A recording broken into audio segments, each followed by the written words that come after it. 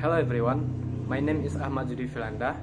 Today, I will describe the specification of my laptop, the Victus 15, and compare it with my friend's laptop, the Lenovo IdeaPad Slim 3, which they use as a nursing student, my friend's Fadol. Let's dive into the details. First, my laptop is Victus 15. First, the processor. My laptop has an Intel Core i5 processor which provides excellent performance for gaming and multitasking. Next, the RAM. It has 8 GB RAM for smooth multitasking. Next, storage. I use a 512 GB, ensuring fast boot times and quick access to file. Next is graphic cards. My laptop is equipped with an NVIDIA GeForce RTX 2015, which is great for gaming and graphic intuitive tasks. The operating system, I run Windows 11, which is optimized for both gaming and productivity.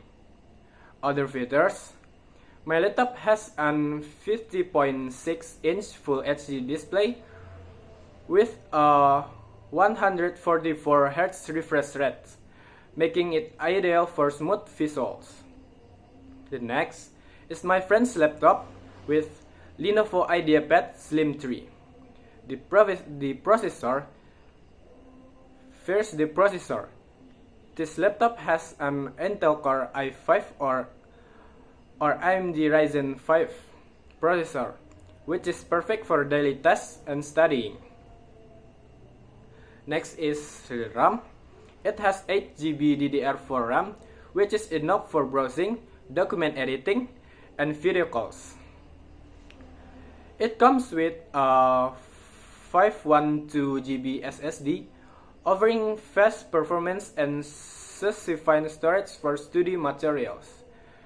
The laptops integrate Intel UHD or AMD graphics, which is sufficient for basic tasks, but not meant for gaming or heavy graphic works.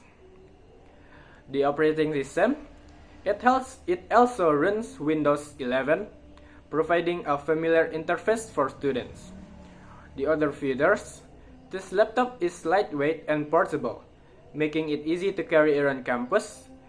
Its battery lasts around 6 until 8 hours, which is great for long study sessions. The conclusion, the HP Victus 15 is designed for high performance, gaming, and multitasking, make it a powerful choice for an IT consultant like me. On the other hand, the Lenovo IdeaPad Slim 3 is a budget-friendly and efficient laptop for nursing students for my friend's Fadol, offering great portability and battery life.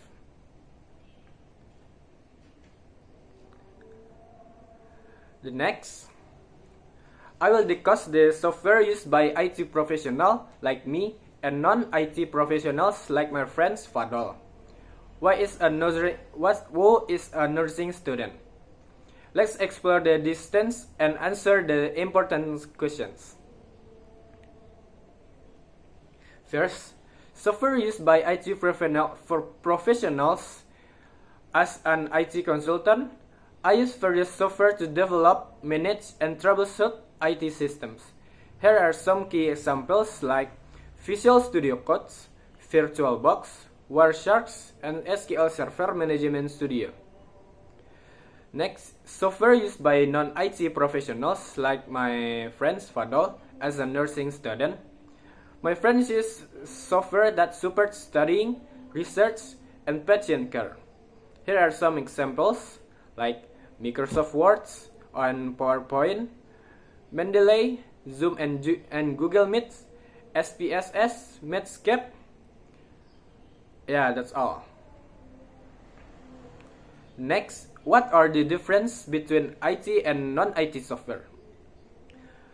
IT software is designed for development, networking, and system management, while non-IT software is used for studying, documentation, and medical research. Next is which is the cheapest.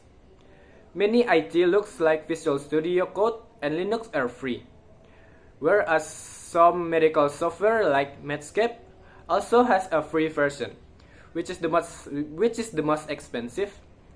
SPSS is quite expensive because it is specialized for statistical analysis in medical research. IT professionals also use paid tools like SQL Server, Enterprise Edition, which is costly.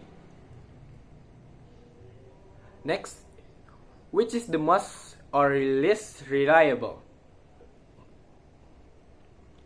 IT tools like Linux are highly reliable for server management. However, video conferencing software like Zoom may sometimes have connectivity issues. Next, which is the most difficult or easiest to use? Wireshark and SQL Server are difficult for beginners, while Microsoft Word and Google Meet are much easier to use. Next, which is the best or worst?